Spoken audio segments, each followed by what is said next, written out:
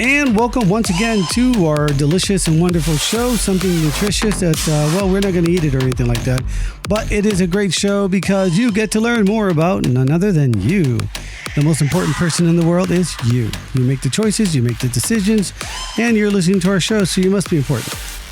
Jokes aside, ladies and gentlemen, today we're going to talk about something really important that deals with long-term savings. With me today will be Luna 9 and L1. And before I continue, please go to follow us at nsa6.com.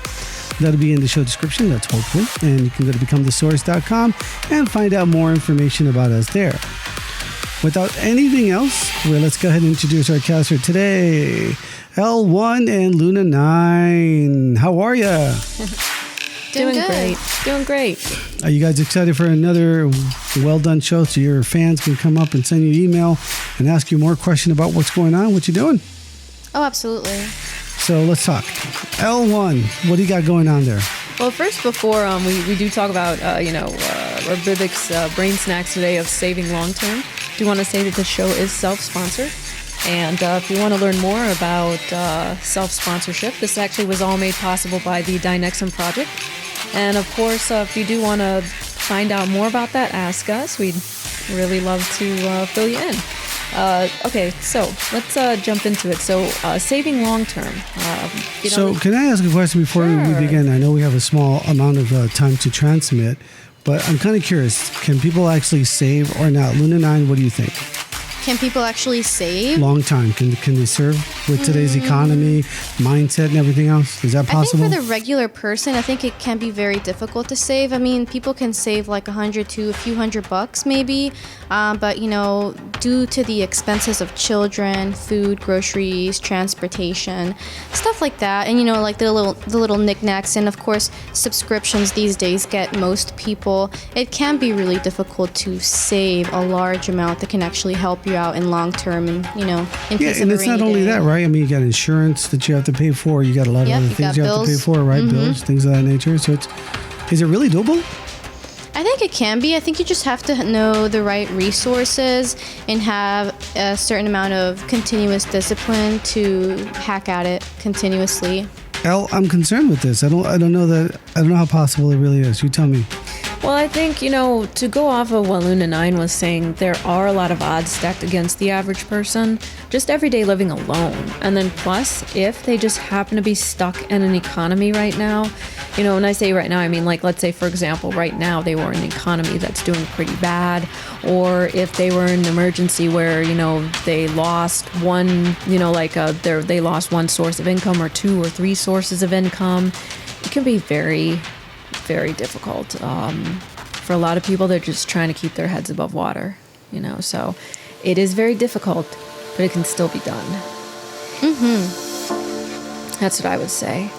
And, we're obviously not here to preach about, why you should save, because a lot of you already know that you should be saving, and a lot of you already know why it's important to do that. And in this case, when we're talking about long-term savings, let's just set and for those that can, for long-term savings, we mean saving enough money to last for a few months if your main source of income was gone. So that's a scary thought. So most people really don't plan ahead. No, not at all. Right, from what we know. But can they plan ahead? I mean, you're asking them to plan ahead with what money, with what resources. They're at the mercy of, the job situation. They're at the mercy whether the boss likes them or not, right? That they're going to say, oh, I don't like you, so we got to get rid of you. They're like at a mercy of a lot of things. So, and on top of that, you're expecting them to do what? Fend for themselves? They didn't go to school to learn how to save money. They didn't go to school to learn how to budget. They learn how to count so they can pay somebody. And you're telling me that because I hear these conversations even when I'm sitting at at any diner or anything like that where I go to, is that, if you didn't save, it's your fault. I'm like, really? Did you get shown how to save? Do you know to put what's the percentage to save? I mean, these are my concerns. I leave it open to you. I'm kind of curious about how you're thinking people can actually save. Well, I think in the long run, it's going to be a combination of acquiring a certain amount of skills and a certain amount of concepts on how you think. It really does start mentally. We have the steps. I'm sure people are familiar with the steps to take, the actual like practical steps. But if the mindset or the discipline is not there, like Luna 9 was saying, and if the incorrect thinking is there, it's saving long term might not be mastered, but it can be done. Luna 9, tell me some sad stories. I know that you've actually worked with people, and I know that you know some stories back there that are pretty heart-wrenching. Can you tell me a story real quick? Sure. Well, I worked in the corporate world for a long time, and there was a point in time where I worked in the mortgage servicing systems. So there was a point where I was in the delinquency field and triage. So basically, every call was a sad story about why someone fell behind, how someone either like got a divorce, or they got a reduction in pay, or they lost their job, or they're just not able to make it for whatever reason. So you really hear everything from this one lady got a disease, an infection of a fungus in her eye, and she basically lost her sight in one of her eyes because it ate her eye. That was one. And then there's another where this man didn't even realize that his wife wasn't paying the bills because she was the one that paid the bills. The house went into foreclosure and she ran away with all his money. So, I mean, you hear it all. It's really insane. But those are some sad stories. And, So here's what I'm listening. I'm listening to people that didn't expect something to happen to them. And, there's a lot of problems with the world, viruses, diseases, things of that nature that occur. I'm hearing that maybe one of the spouse members they said, well, I'm not going to learn about that. You do that. And then that is exactly what he did. And you That's get a exactly divorce what he and did. something happens, right? Right. And then the person that had the illness, she unfortunately didn't have enough money set aside. So she just kind of let the fungus virus run rampant. So she, oh, wow, that's the saddest thing in the world. I know, it's terrible. So I think that,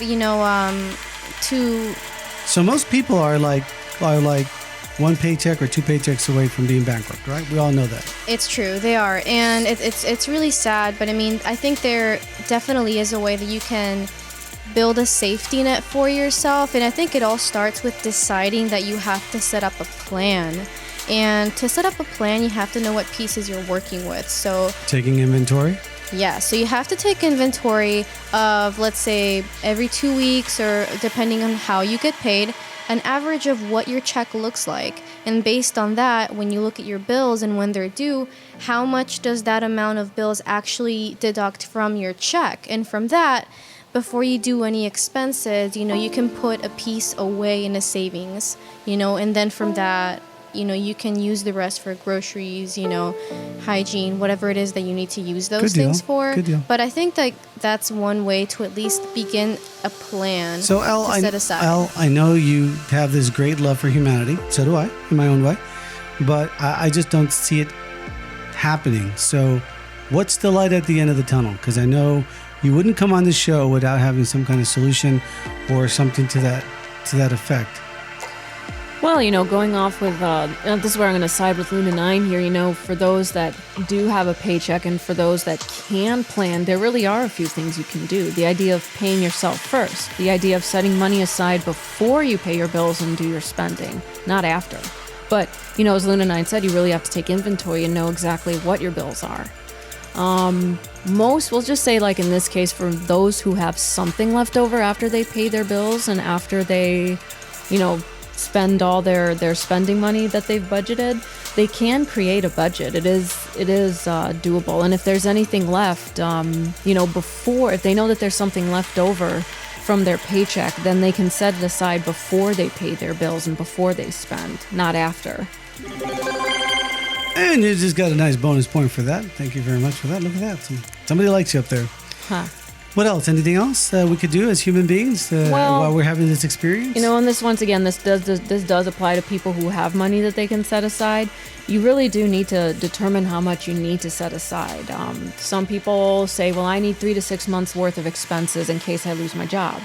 Other people just have a set amount. Like they just say, let's just start with $1,000. I mean, it really is up to that person. Just start somewhere that you can. For some people, it's only going to be a couple hundred. Like Luna 9 was saying, it's just going to be a couple of hundred for whatever reason. But hey, start somewhere. Also, I think too, what's important is designating a deadline. When do you want to have that amount saved up? That's important too, because, a goal without an action plan is just going to be a nice daydream about money. Luna, what do you think is like a designated amount of money that you could set aside, or how should you begin? Also, Luna, I want to ask you some important question. Do you think that you can actually save enough money by working your 9 to 5? Well, I'll just answer that one first because that's easier. I think that no. I think ideally, people would like to think that with the regular 9 to 5, if you take enough classes, if you have enough certificates and degrees, you'll just land that job that will just make it happen for you. And sometimes it does happen, but at what cost? I definitely know that a lot of higher paying jobs sometimes demand you to be on the clock all the time if you're on salary or things of that sort. And if you're not, and you're working hourly, then you're still not making enough to live, let's say, a luxurious type of life that you would like, or lavish. So there's still a lot of bills that need to be paid. So I don't think that a 9 to 5 in this day and age does the trick anymore. Al, back to you. I would have to agree with that. And I think in fact for one of our other segments we'll be having, it's a separate segment called retirement. Like, what is retirement truly about? And believe it or not, just gonna say a little bit because I don't want to give it too much away, but being able to retire does not involve just relying on your 9 to 5 job. It does not. No, it sounds scary. But I'll get into that much later. Oh boy. Okay. Limited shields. There you go. Last thing you want to do for those saving long term, though, if it's still possible, once you've designated a deadline, once you've determined how much you want to set aside, you have to start. It could be as little as $5 or a few dollars, but you do have to start in order to reach your goal. Some people also we recommend designating what's called automatic transfers if you have bank accounts. So I'm sorry to the people who say, I'm just going to put the money aside in a jar in my piggy bank or under a mattress. It's really going to be better if you have it electronically because it's easier to track. Okay, it's a good tip. Yeah, an automatic transfer is simply just, basically just designating a certain amount, that certain amount to automatically go from the checking to the savings so that you don't actually have to finagle whether or not you're going to set it aside. You don't have to tempt yourself. It's just going to go in, you're going to forget about it, and it's going to build that way. But, for some people, that might be a struggle to do. So that's why I say forgive yourself. Saving long-term is really a new habit. So, when you're starting a new habit, you might struggle or completely forget altogether for a time. I say that's okay, and just get back up and continue as soon as you can. As far as multiple sources of income, different segment altogether that we'll talk about later.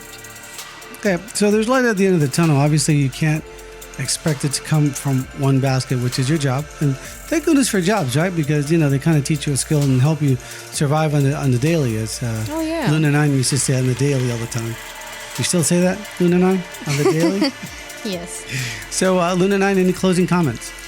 Well, like Elle said, learn to forgive yourself. I know that sometimes it sounds like $5 to start is not a lot, but, every person's bank accounts and lifestyle and job is different. So whatever you can afford, whether, it's $5 or if you feel comfortable with doing $50, if you feel comfortable with only doing $5 and then as you get used to it, you feel comfortable and you can do $15 or you can, start doing $50, then that's awesome. You just build yourself up. But, I think it's better to start than to not do it at all. L1, closing comments? It's really about building the habit. It really is. It's once you start building that habit, you're going to start building other habits that are associated with long-term saving, because long-term saving, it's a happy effect of long-term thinking. That's really what it is. And long-term thinking is another vital skill that I would recommend you start mastering now if you want to be successful, not only in your business, but also in your personal life as well. That sounds really good. I think I'll close with this. I think that money is an emotional subject because it's one of those subjects that people are kind of afraid to talk about because they compare themselves with the Joneses quite a bit. And I think that's technically the wrong answer. Don't compare yourself with the Joneses. I mean, if they got a better car and you want a better car or a better house, figure out, that's good. I think that's motivating. I think that's a way that you might want to actually go ahead and go forward and try to grab it, and then you figure out how. But chances are you're not going to talk to your neighbor and say, hey, how did you do it? I would. I'd go, hey, how'd you do that? How's this? How's that? take it out of the emotional field and realize that finances is not emotional. It's more logical than it is emotional. The emotional part is that how you compare yourself with your money.